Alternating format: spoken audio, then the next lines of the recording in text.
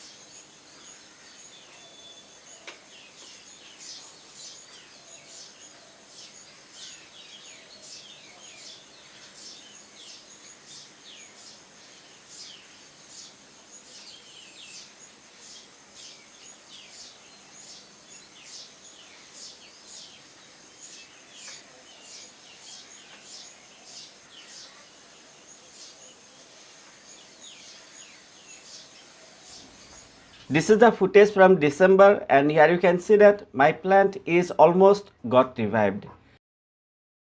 Looking like same like before.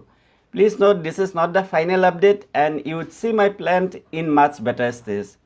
It's also blooming as we can see. Though the oxalis bloom throughout the whole year, it blooms more in winter.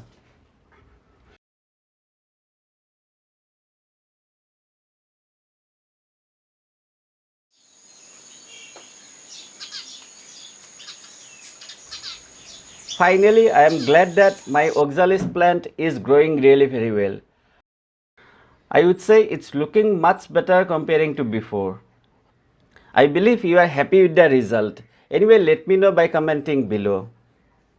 I know that you are also wondering whether I am fertilizing my plant or not. Of course, I do it at least once in 25 to 30 days.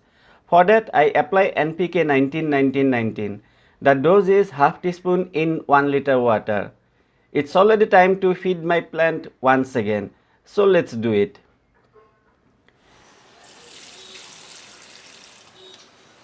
As you can see, I have applied almost 500 ml. Instead of this, you can also use organic fertilizer such as seaweed extract, and the dose is 5 ml in 1 liter water. But NPK provides much better result. Sometimes you may find brown edges on the leaves. It happens mainly because of three reasons. The first one is direct sunlight.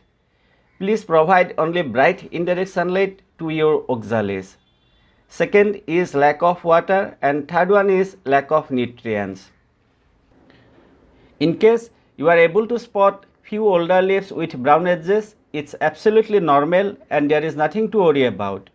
For example, I can also find such older leaves on my plant, but most of the other leaves are quite perfect, as we can see. Do you like to grow more indoor plants with attractive foliage? If yes, then other than oxalis, you should grow the Fittonia as well. Please do check out my next video and find more details on Fittonia, like how to grow and care for it successfully. I hope you found this video useful, and if you did, I would really appreciate if you give it a like, share it with your friends, and subscribe to my channel if you are new to gardening upbeat. Thank you very much for watching. Take care and enjoy.